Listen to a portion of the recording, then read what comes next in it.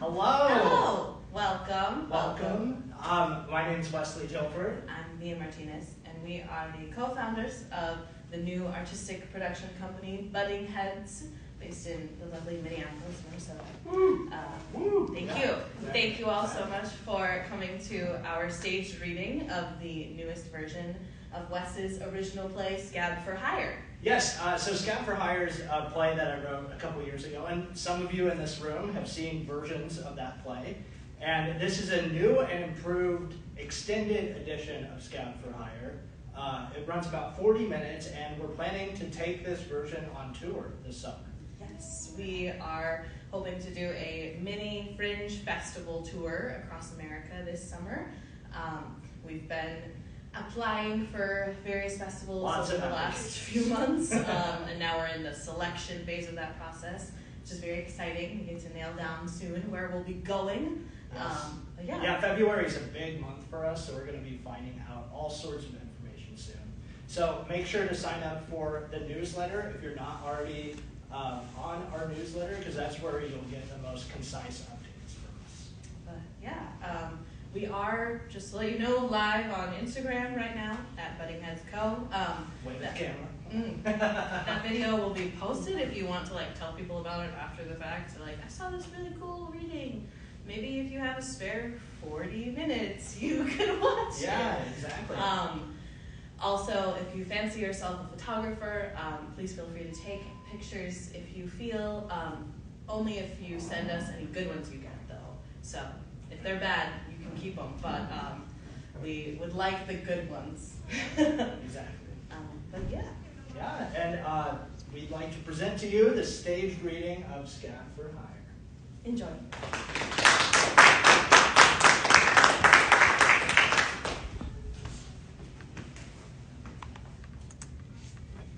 Prologue. Lights up. A creature of some kind enters. Is it a mouse? A rodent? It's kind of hard to tell. The creature sniffs around and finds a picket sign that is lying face down. She holds it up. It says, "Not a mouse." She hears the sounds of protesters in the distance and scampers away with the sign. Lights down. Scene 1. Lights up. A picket line made up of 2 chairs and a ribbon is on stage. Behind it are stacks of boxes in a struck factory. In front of it is a protest sign that's face down. A man from the audience comes on stage and sees the picket sign. He points to it, as if to get permission from the audience to hold it up. He holds up the sign, but it's backwards. Once he notices his mistake, he turns it around. It says, "Scab for Hire." He tries to cross the picket line by raising his leg over the ribbon, but he's not flexible enough. He tries to limbo underneath it, but falls to the ground in the process. The man gets back up and really studies the picket line to see how he could possibly get over it. He gets an idea. He simply untapes the ribbon from the chair and goes through the opening. He will from now on be referred to as the Scab. As music starts, the Scab starts working, first moving the picket line off stage.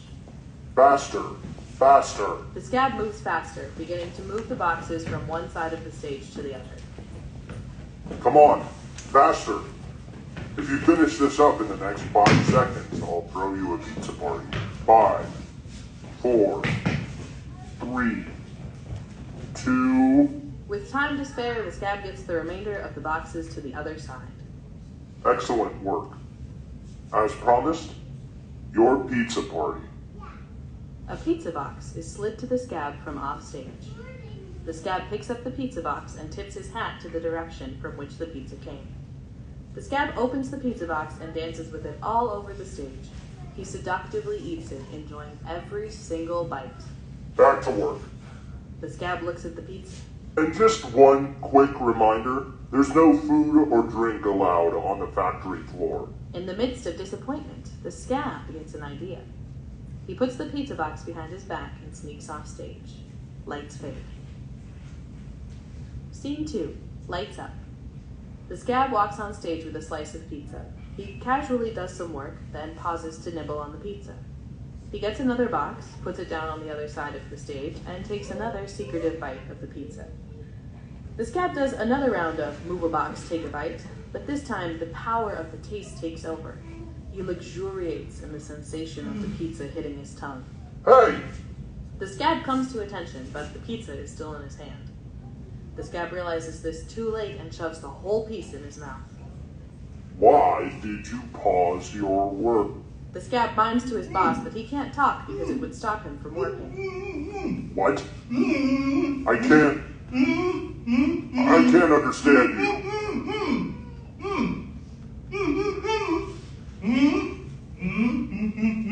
Okay, that's enough. We need to stay on time.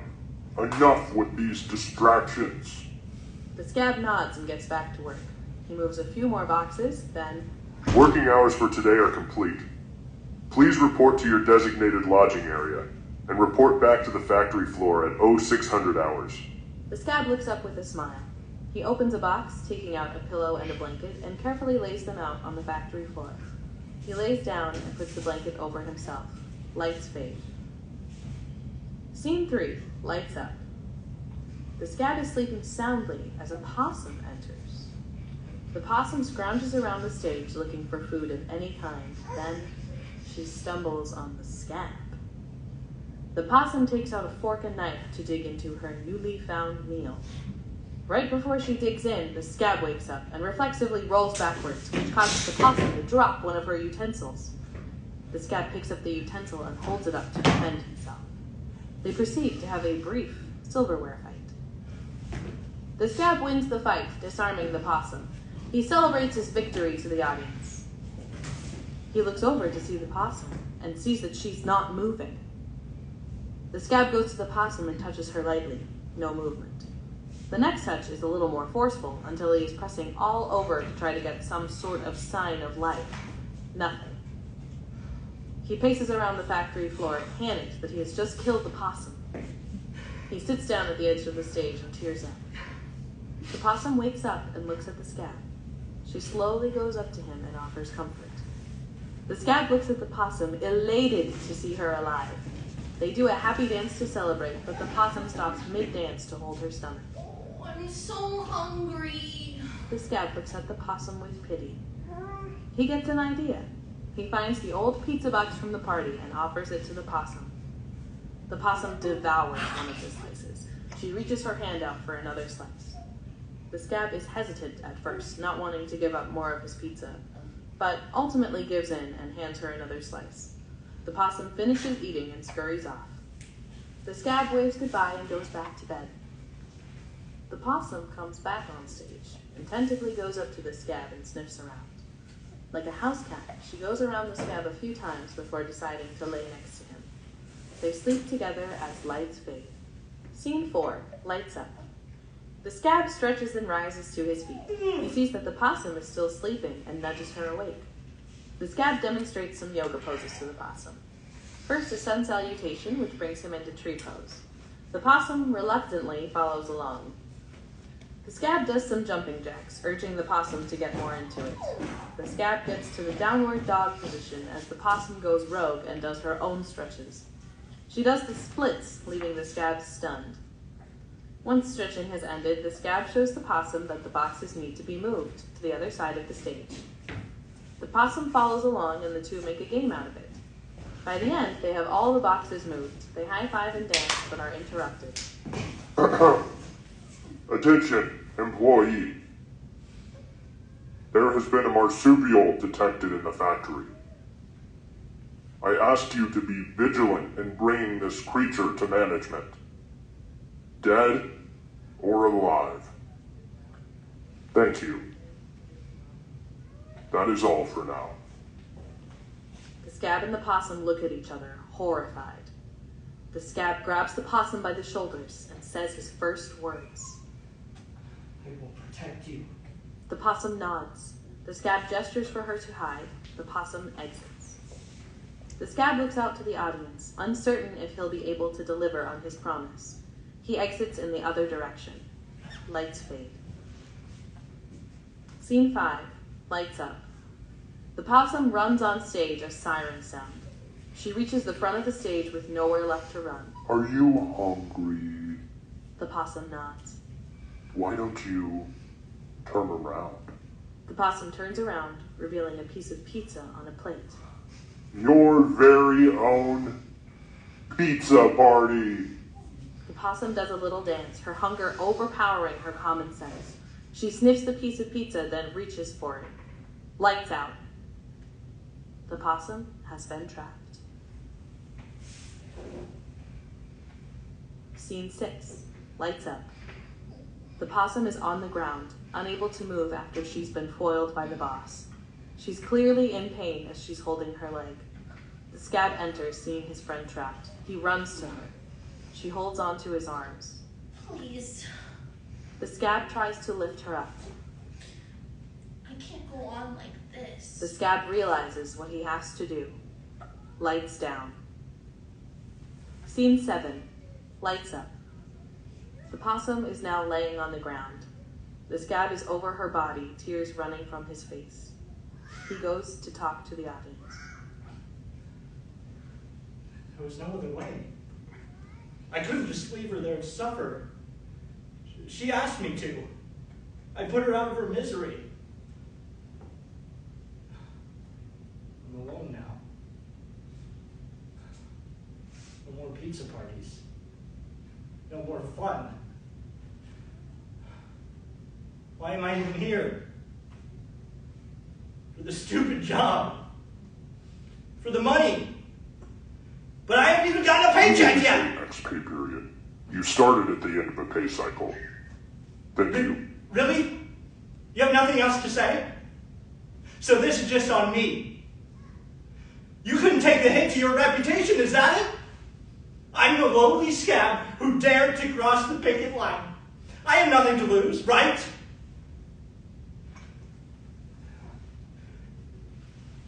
I quit.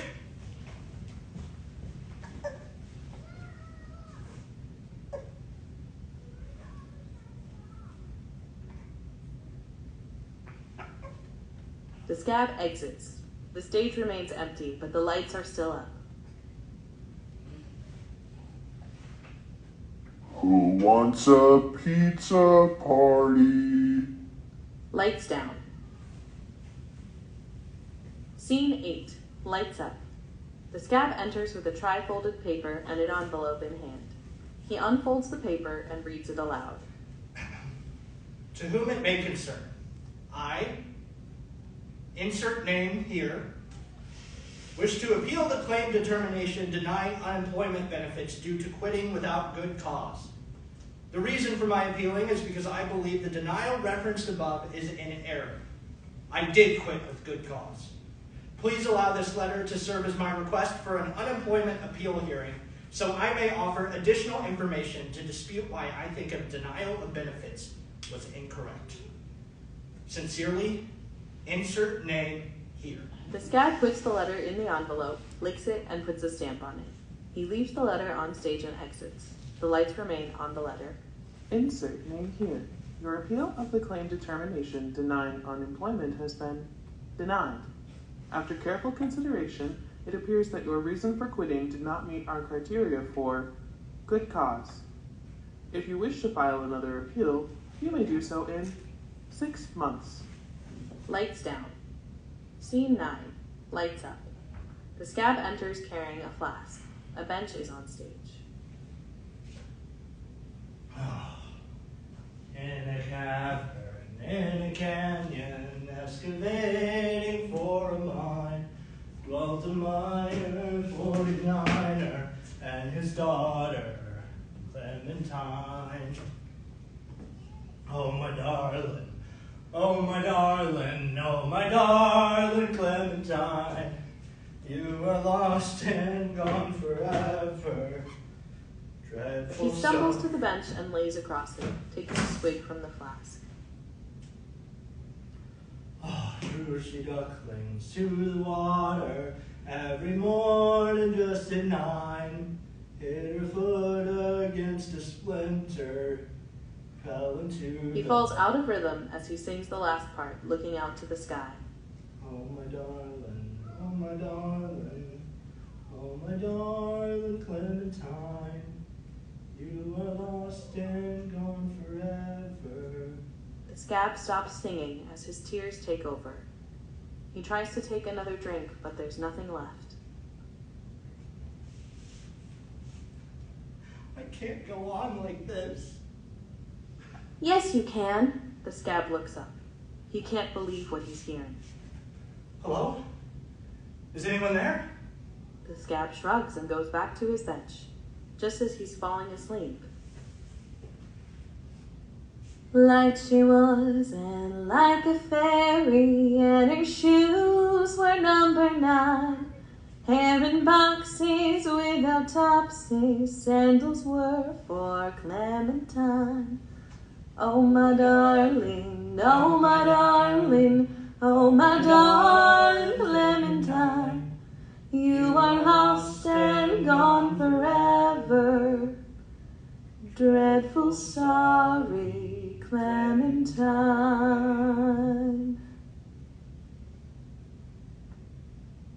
Look under your seat. The Scab pulls out an axe from underneath the bench. I want you to go back to the factory. Tear it all down. Do it for me. The Scab stands up, holding the axe firmly. Lights down. Scene 10. The 2 chairs and the ribbon that made up the picket line are brought back on stage. The Scab enters like in scene 1, but this time he's carrying the axe instead of the picket sign. He goes to the picket line with his axe. He cuts through the ribbon. The same music that played at the start begins again, prompting the Scab to start working. But this time, the Scab doesn't comply.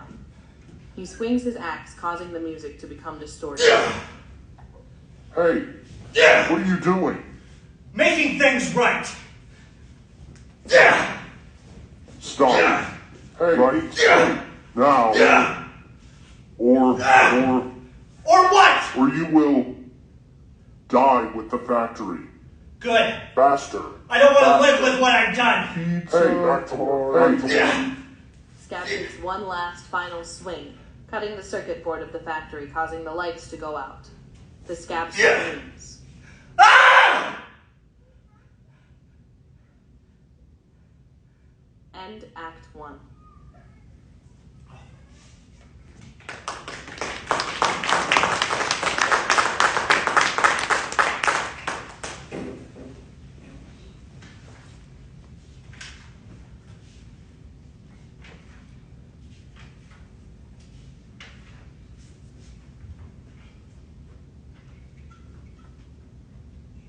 Act 2. Scene 1. Lights up. 2 chairs surround a small table. Liliana enters. She's a podcast host in her 20s.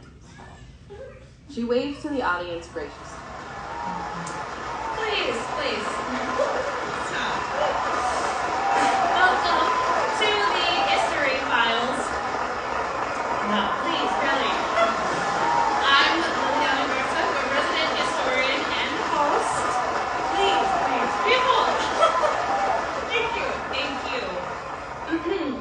My team and I pride ourselves on bringing an assemblage of voices and opinions from across the world here onto the History Files, even when we have a figure on who could be considered quite controversial, which leads me to my guest for the evening. You know him as host of the popular YouTube show Blooming History. Welcome, Tyler Bloom.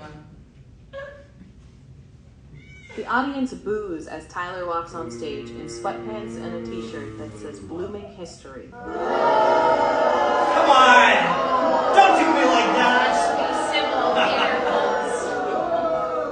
The 2 of them take a seat as the audience settles down. Lily, thanks for having me on, girl. I must say, I'm surprised you asked me on. Most libs like yourself are too afraid to talk to me. Don't worry, I'm not scared of a Timu version of Logan Paul. Thank you. Interesting. If I was anybody but a white man and you made that joke, your audience would be up in arms, wouldn't it?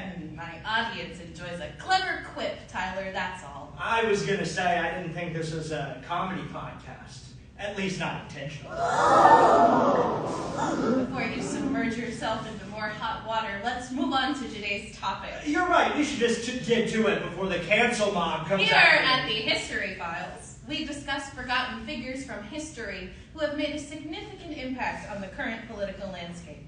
Today's topic has been highly anticipated by our listeners, as he's one of the most transfixing and idiopathic subjects of the 20th century. Since his identity was lost to time, we simply know him as... Liliana wheels on a whiteboard that has a picture of the Scab taped to it. An arrow is pointed to him with the words, The Scab. To be transparent, I am not condoning crossing a picket line, but I do believe the Scab's tale is one that deserves a second look. I think it's pretty clear cut, but... We'll get to that momentarily, Tyler, but first allow me to explain the story of this man to those who may not know. Fine, it's your show. Liliana pulls out her notes and occasionally looks down to make sure she's staying on point. During the corrugated box factory labor strikes of 1936, an unidentified man, who we'll refer to as the Scab throughout the remainder of our conversation, crossed the picket line and began working in the warehouse, presumably by himself.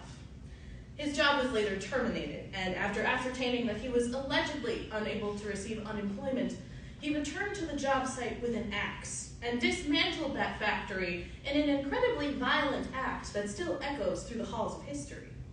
Why did he commit this act? Various experts say the Scab was personally frustrated with what happened at that factory, but other pundits believe that he was making a larger statement about corporate America.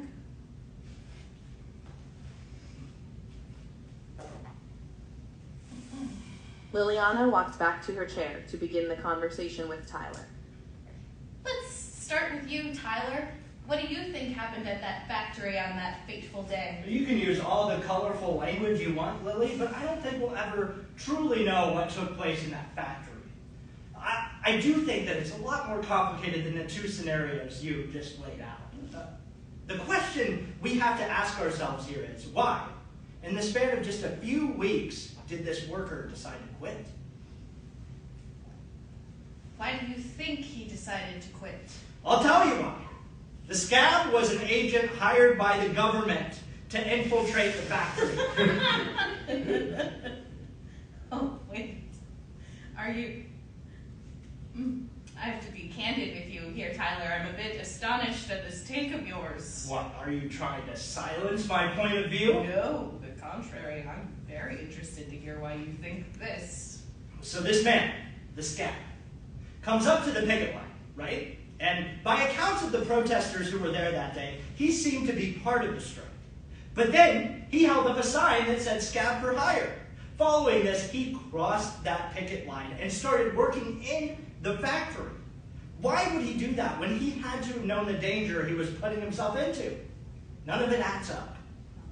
In everything I've read, the Scab comes off a bit benighted in terms of his awareness of cultural norms. Maybe he simply wasn't cognizant of the harm he was creating by stepping over that line. But he was there at the strike. He had to have known that crossing that line was not acceptable. Right? Let's just assume that was the case for argument's sake. That's a substantial assumption to make, but please, go on. So he knew what he was doing there. That's because he was hired by the government to appear at that strike, befriend the workers there, earn their trust, then cross the picket line in hopes that the others would follow. Time was of the essence. He had a lot at stake. After a few unsuccessful days in the warehouse, he was let go by the government, forced to find a different line of work. But being blacklisted by the government isn't exactly good for employment prospects, is it? The man had simmering feelings of rage caused by his own government. So with his last amount of money, he bought an axe and tore down the factory. It's a tale as old as time, people. So that's what you think happened? I think it's possible, given the information that we have. Like I said earlier, we'll never know the full truth, but this was, in my opinion, someone who was tricked by the establishment, similar to the out-of-touch Democrats of today. I might be Am I right? surprised to hear this, but I do agree with you on some level, Tyler. I do think the Scab was betrayed by the American government, but not in the way you have so eloquently described it. You make it seem like 3 days at the Condor, but I think it was something much more personal than that. Of course you do. What's that supposed to mean? I know you might not believe it, Lily, but I am a regular listener of your podcast. You are? Well, yes, I have to keep an ear out for my competition, don't I? Oh, I'm flattered. But something you consistently do on your podcast is try to find the emotional through line. But in reality, it seems like you're trying to contextualize history through your own emotional lens. And sorry to say this, Lily, but facts don't care about your feelings.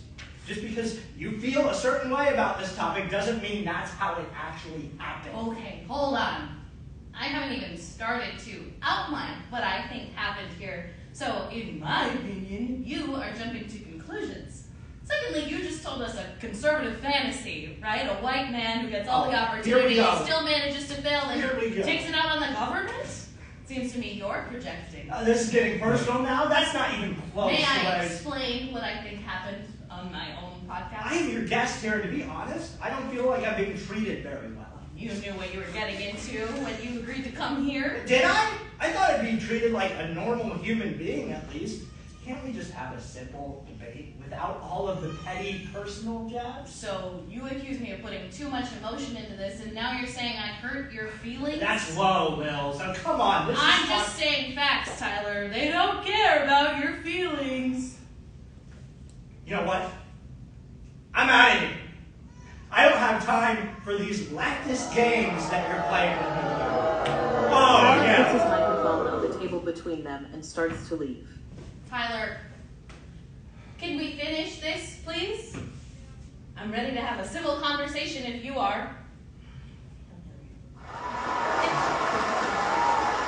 Okay. Liliana offers a hand. They shake hands. Isn't that lovely? Conflict resolution.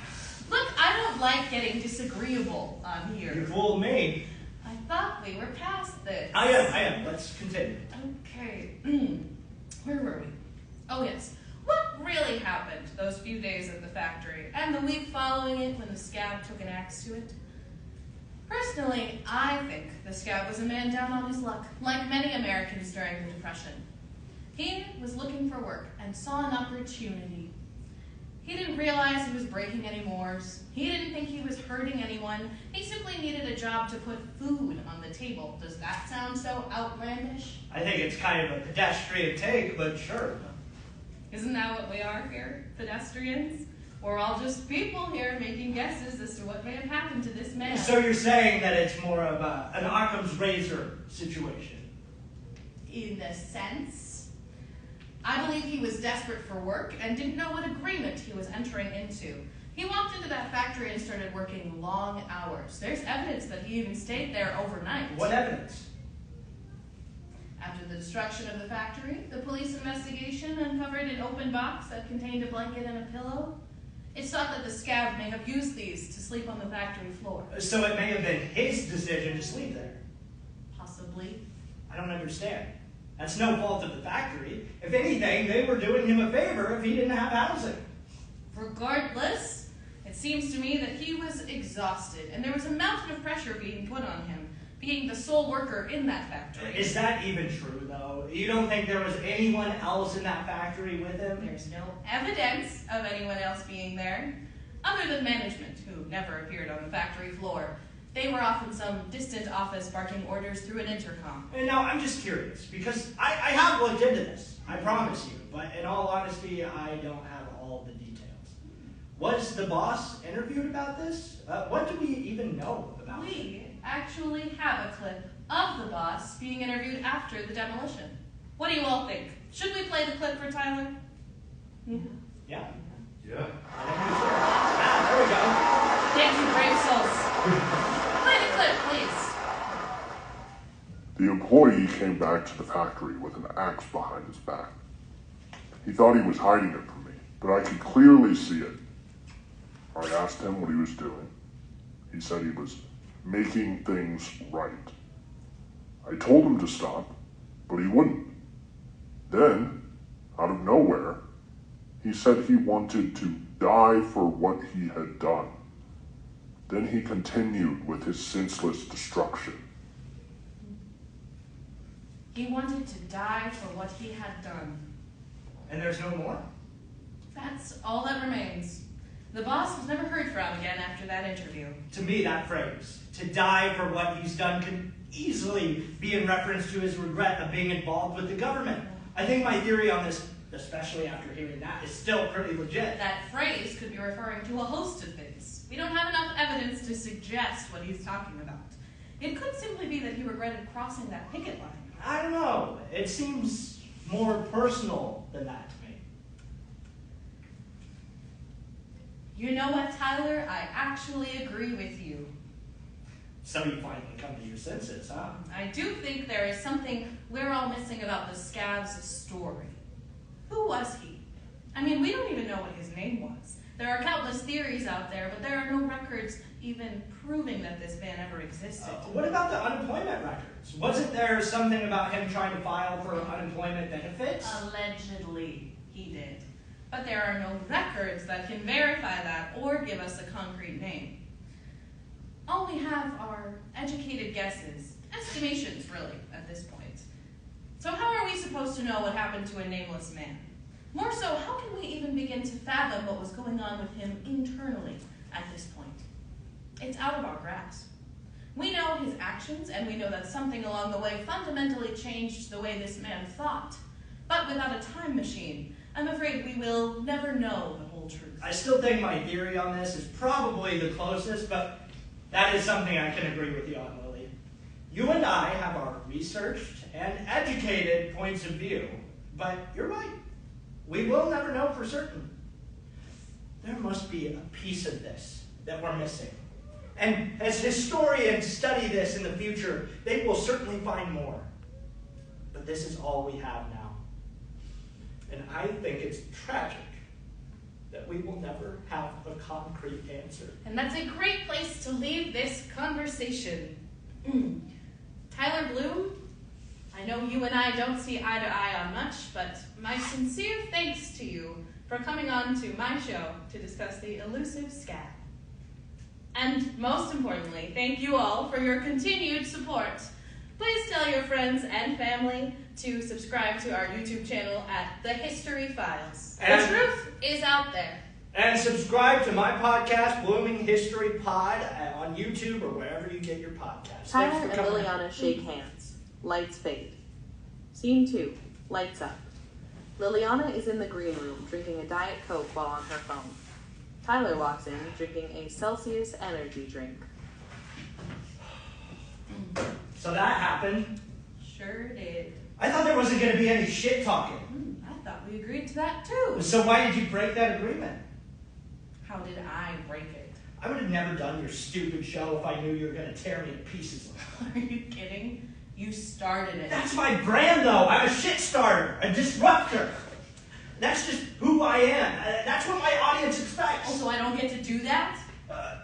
That's not your brand, Lily. You're the uppity, feminist, Liliana, social justice not warrior. Lily. I'm supposed to take you down. You're not supposed to take me down.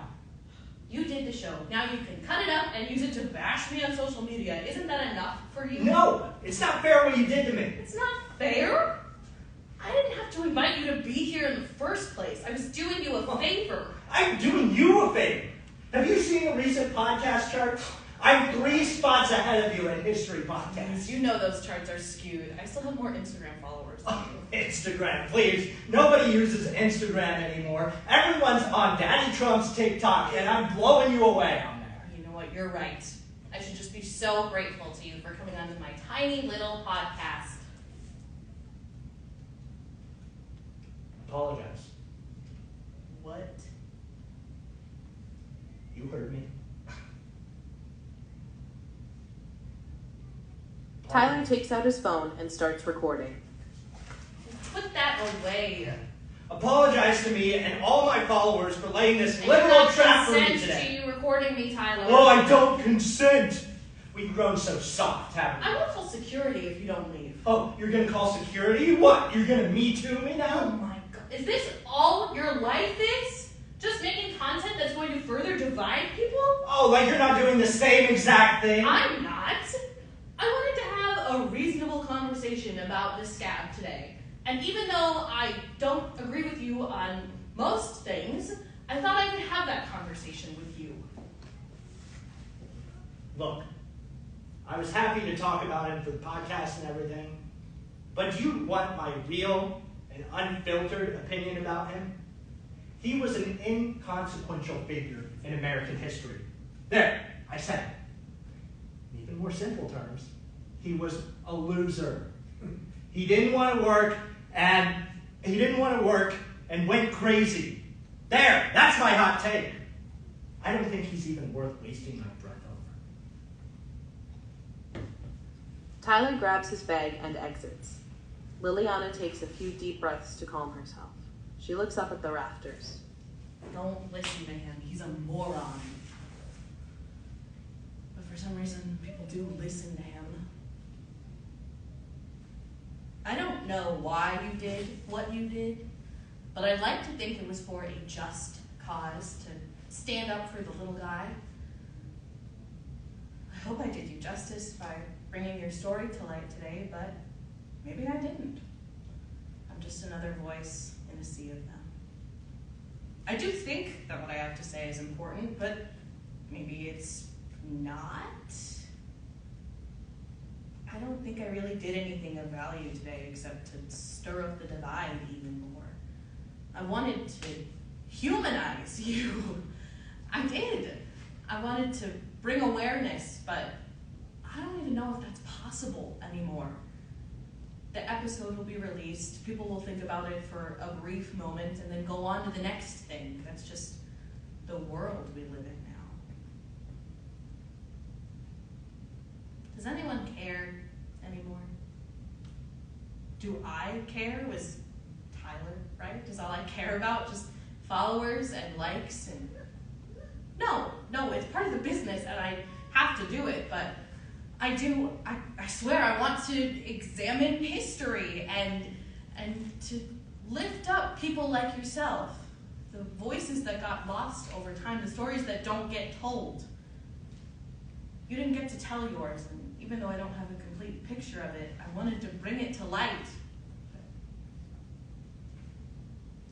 Wherever you are, whoever you are, I hope you found peace.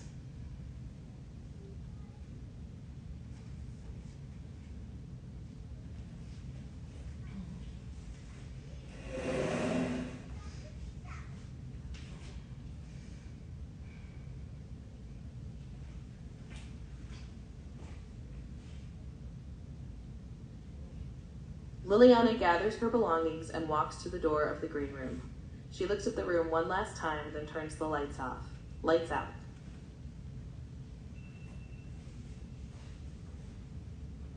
Scene 3. Lights up. A projection screen is brought on stage. The projector turns on and a film begins to play. Exterior. Heaven. Day.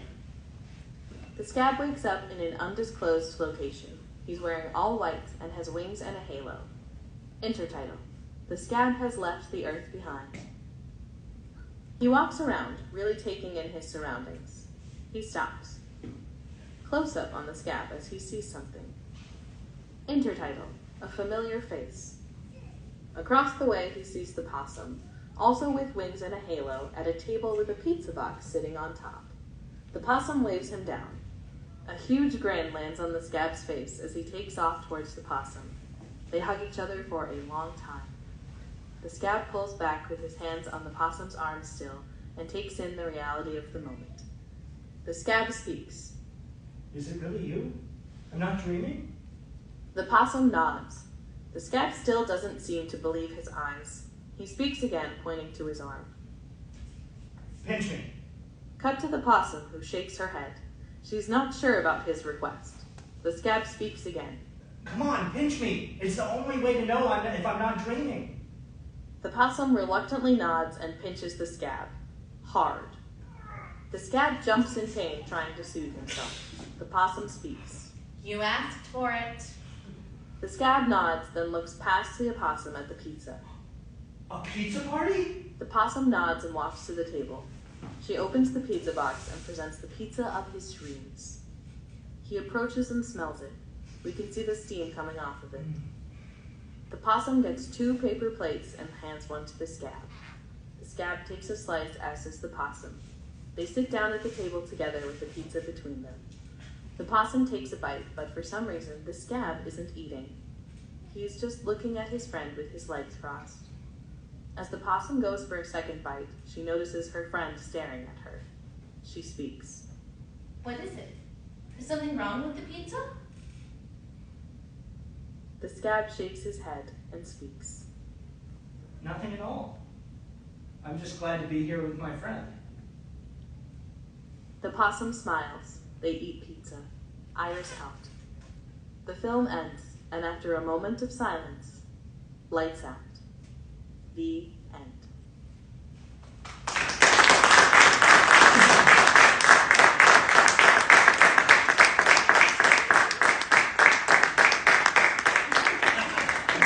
Thank you all so much for coming out. We really appreciate it. Thank you for braving the snowstorm. Yes, and if you enjoyed what you saw today, we do have a crowdfunding campaign on the QR code back there. So any contribution helps us out there, and we also have, if you're a cold hard cash person, there's also a little jar back there that you can leave some cash. Very true.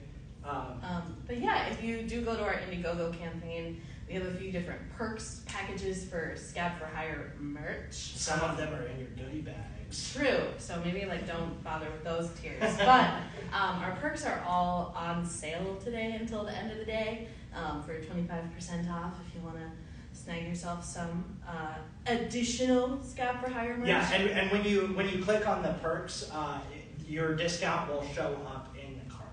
Right. Just so you know. And as Wes mentioned, we did make little Scab for Hire goodie bags for everyone who attended today. So if you would like to grab one on your way out, please do so. And yeah, we are very grateful that you all came, and we'll be here for a little while still. So yeah, we've got the room for a while, and we're going to start tearing down. But if you want to chat with us about the show or about our company, or have any questions, but thank you all for coming out. Drive safely. Thank you.